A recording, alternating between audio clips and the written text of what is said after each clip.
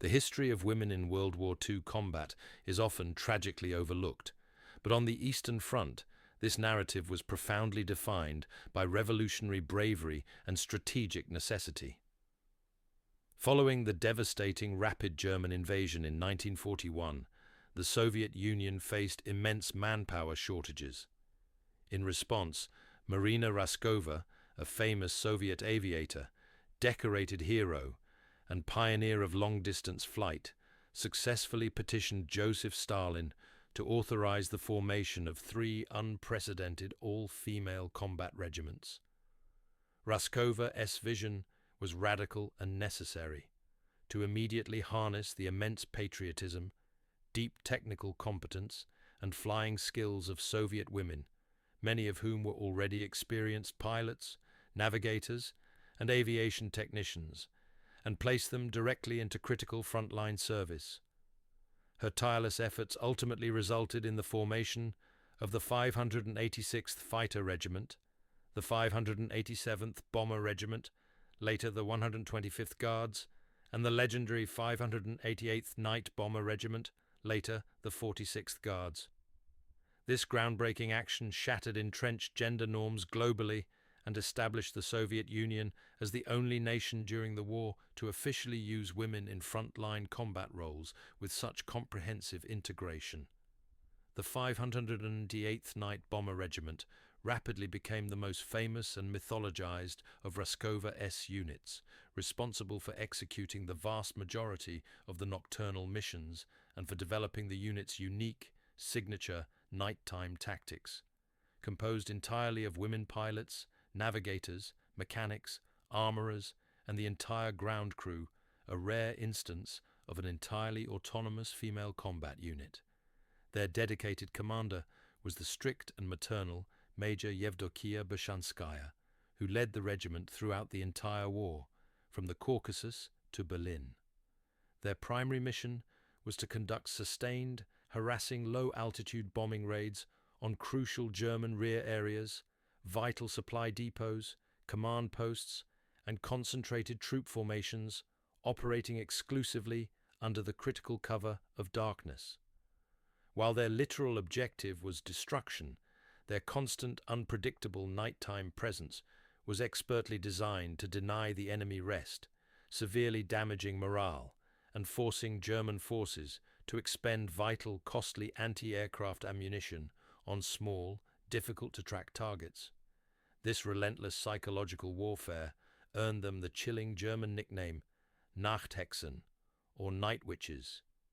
The aircraft flown by the Night Witches was, against all odds, perhaps the most improbable and outdated bomber platform of the entire war, the Polikarpov PO-2, or U-2. This was a fragile, wooden, open-cockpit biplane originally conceived in the late 1920s and designed primarily as a slow, lightweight civilian trainer and agricultural crop duster. It was constructed primarily of wood and fabric stretched over a frame, completely lacked armor plating, and offered absolutely no protection from the extreme elements or enemy fire. The plane's severely low payload capacity meant the crew of 2 could only carry a maximum of 6 small bombs, or a few hundred kilograms, which critically necessitated the crew flying multiple sorties per night to achieve any meaningful tactical effect. While primitive, the PO-2's most powerful advantage was its incredibly slow stall speed, around 40 milliatoms, and high maneuverability at low altitudes, which made it notoriously difficult for modern German night fighters to successfully track and shoot down, often forcing them to dangerously slow their own aircraft down to the point of stalling out. Flying the fragile PO-2 was a continuous, brutal test of physical endurance, particularly for the navigator and pilot, who sat completely exposed in the small, open cockpits.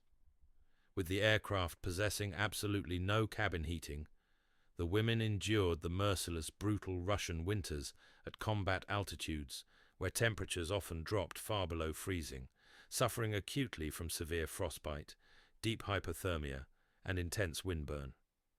Their flimsy flight suits, often borrowed and crudely oversized, offered only minimal protection against the icy rush of air.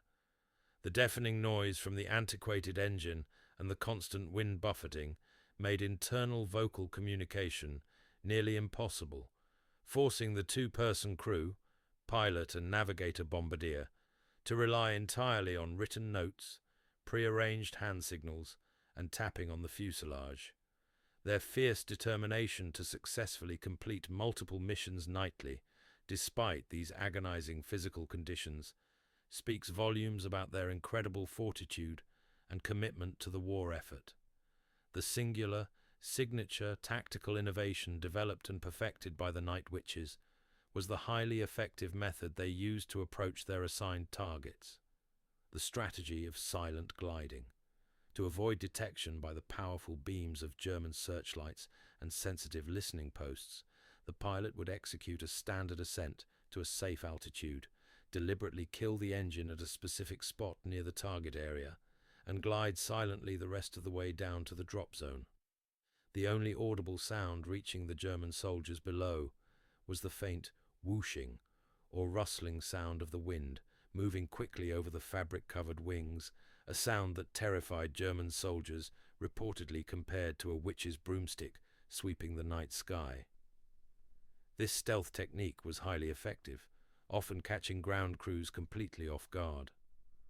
Once the navigator released the small payload, the pilot would immediately restart the engine, execute a tight, high G turn, and fly away rapidly before accurate anti-aircraft fire could successfully lock onto their tiny, fleeting position. The German name, Nachthexen, night witches, was originally a term of terrified derision and scorn from the German ground forces, but it was fiercely and quickly adopted as a powerful badge of honor by the Soviet pilots themselves.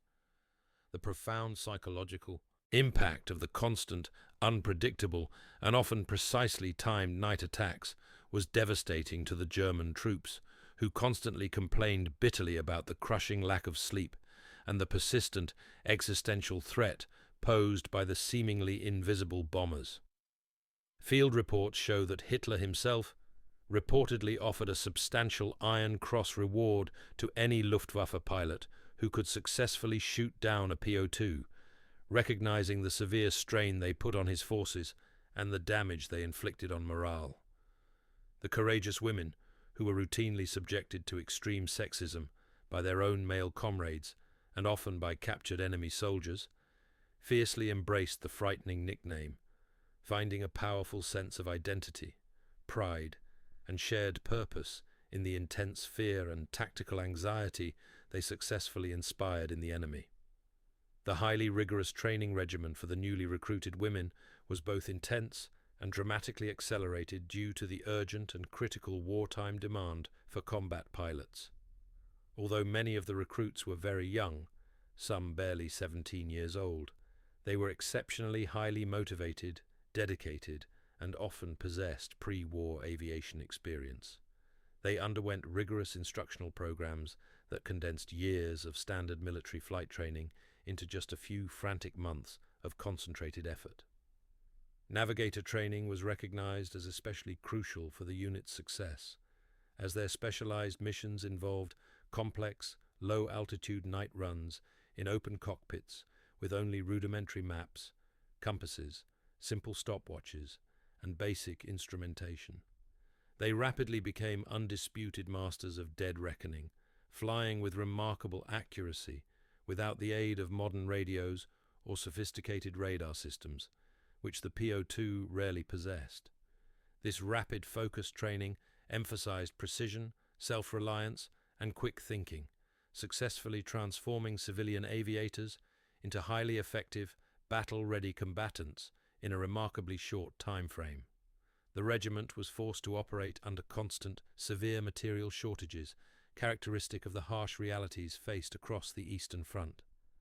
Supplies of fuel, equipment, and spare parts were always meager and difficult to acquire.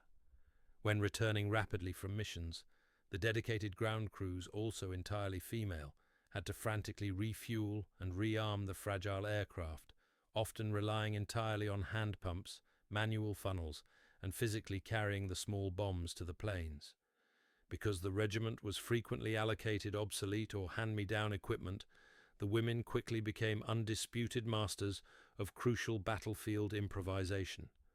For instance, their bomb sights were often rudimentary, non-existent, or damaged, forcing navigators to calculate precise drop points using only basic mathematics, stopwatches, and even by drawing crude grid lines directly onto the PO-2S wings for visual aiming, underscoring their profound ingenuity in consistently overcoming massive logistical deficiencies. The women of the 588th often flew between 8 and 18 sorties a night, depending heavily on the moon cycle, the weather, and the intensity of enemy activity, accumulating an astonishing and exhausting amount of operational flying time. Each individual mission typically lasted between 30 and 45 minutes, flown painstakingly slow, low, and often directly under intense, concentrated anti-aircraft fire. This extreme nightly pace required incredible and sustained physical stamina and mental toughness.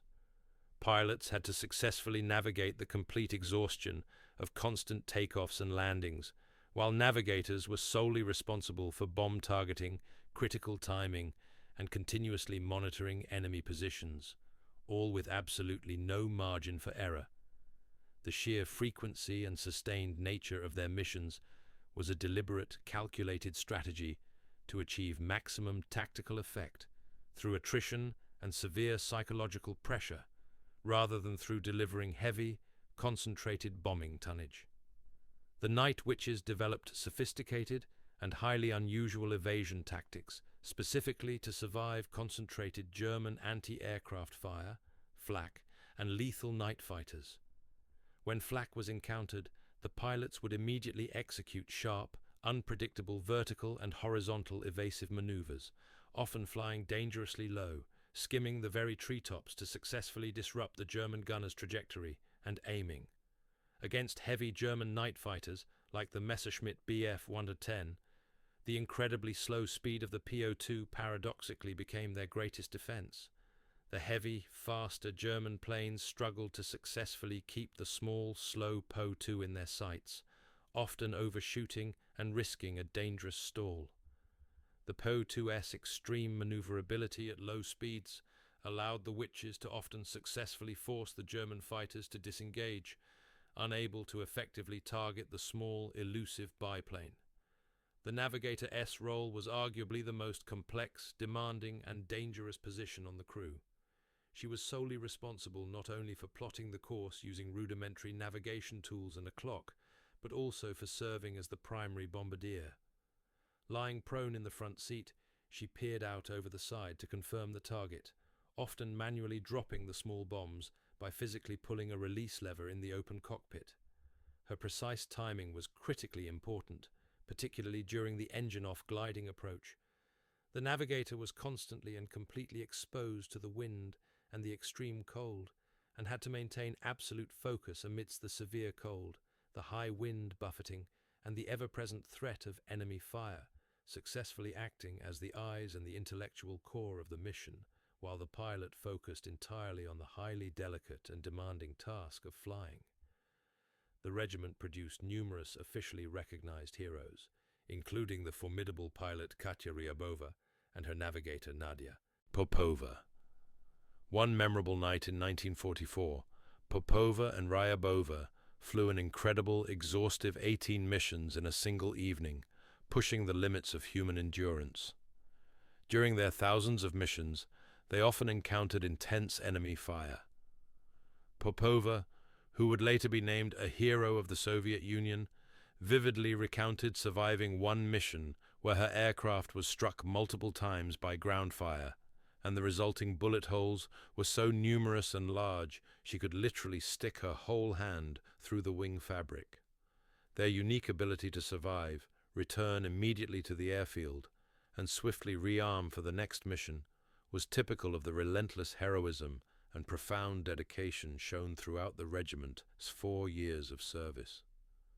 Despite their proven, unquestionable courage and competence under fire, the women of the 588th often faced intense sexism, ridicule, and deep prejudice from their own male counterparts in other Soviet regiments. They were frequently denied crucial high-quality equipment, issued cumbersome, hand-me-down uniforms that were too large and ill-fitting, and openly mocked for their reliance on their obsolete biplanes.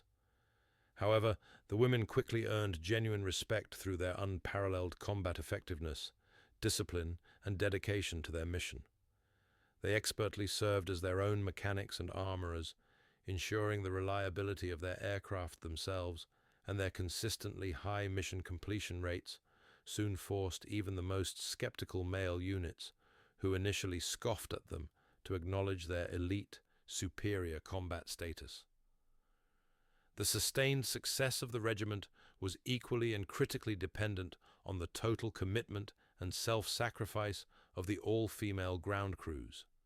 These dedicated mechanics and armorers worked tirelessly under the same primitive, harsh conditions as the pilots, performing quick, essential fixes, manually loading heavy bombs, and repairing extensive battle damage between the frantic nightly sorties. Their speed and unflinching efficiency were non-negotiable, as every minute saved meant another vital mission flown that night. The ground crews often worked for 14-16 hours straight through the night in freezing temperatures, using minimal tools and inadequate lighting, yet they achieved a remarkable 90 serviceability rate, ensuring the planes were almost always ready to fly. Their technical dedication was the critical, unseen, industrial heart of the Night Witch's tactical success. The frail Po-2 biplanes lacked any form of defensive armament whatsoever, leaving the two-person crew with no means to shoot back or defend themselves if they were successfully intercepted by enemy aircraft. If a German night fighter attacked, their only desperate recourse was to immediately jettison their entire bomb load and utilize the Po-2's extreme maneuverability and slow speed to successfully evade fire. While some crews carried sidearms, pistols, these were utterly useless against a fast-moving armored German aircraft. This fact tragically underscores the tremendous mental courage required for every single mission. The women knew that if a German pilot successfully tracked and engaged them, they had to rely solely on evasion, pilot skill, and sheer luck. The low speed and high stall rate of the Po-2 were truly their only forms of protection. Over the entire course of the war, the regiment accumulated an incredible and unprecedented service record, participating in critical campaigns across the Caucasus, the Crimea, Belarus, Poland, and finally advancing into the heart of Germany. They flew an astonishing number of over 24,000 combat sorties, collectively totaling nearly 30,000 flight hours. They successfully dropped thousands of tons of explosives, destroying vital bridges, key supply trains, ammunition dumps, and command posts. The Regiment's absolutely exceptional combat record led to it being officially honored with the high distinction of becoming the 46th Guards Night Bomber Aviation Regiment. 32 members of the regiment were eventually personally awarded the prestigious title of Hero of the Soviet Union, firmly confirming their status as one of the most elite and decorated combat formations of the entire Red Army. Despite their legendary evasion tactics and the inherent protection provided by the Po-2's slow speed, the regiment sustained significant and keenly felt losses. 32 brave members of the regiment tragically lost their lives during the course of their service. Most of these losses were due to non-combat factors, like accidents, catastrophic mechanical failures, or falling victim to particularly concentrated and heavy anti-aircraft fire, rather than successful mid-air interceptions by German night fighters. The loss of life was keenly and personally felt by the tight-knit, all-female unit, but their commitment never wavered. The women recognized the constant, high-risk nature of their missions, often writing farewell notes before each sortie, stoically accepting the possibility that the slow, fabric-covered, unarmed biplane might not bring them home. When the war finally ended in May 1945, The 46th Guards Night Bomber Aviation Regiment, having fulfilled its duty, was entirely demobilized. The regiment, though celebrated for its immense combat success, was never formally integrated into the permanent peacetime Soviet Air Force. The women, who had flown thousands of combat hours and achieved the highest military honors, were abruptly returned to civilian life. Many went on to use their considerable discipline, organizational skills, and technical training to become successful civil engineers, doctors, and educators in the post-war rebuilding of the Soviet Union. Their story, however, was actively minimized and often omitted from official Soviet military histories, only fully gaining global recognition decades later as historians uncovered the depth of their bravery and their unique combat legacy. The incredible legacy of the Night Witches endures not just as a combat success story, but as a defining example of the immense capabilities of women in roles traditionally reserved for men. They proved that courage, technical skill, and relentless determination transcend gender, often outperforming the best male units while facing greater material hardship and gender prejudice. Their pioneering efforts paved the way for greater inclusion of women in military and aviation roles globally. The Nachthexen achieved a fame that far outstripped their small numbers, becoming a worldwide symbol of Soviet female heroism and a powerful testament to the fact that the spirit of the few can profoundly influence the outcome of the many. The ultimate victory of the Night Witches was the successful transformation of their image. They took the German term of contempt, Nachthexen, and forged it into a permanent title of fierce honor and respect. Their use of obsolete, slow aircraft and reliance on stealth, skill, and sheer knightly persistence demonstrated that technological superiority is not the sole arbiter of combat success.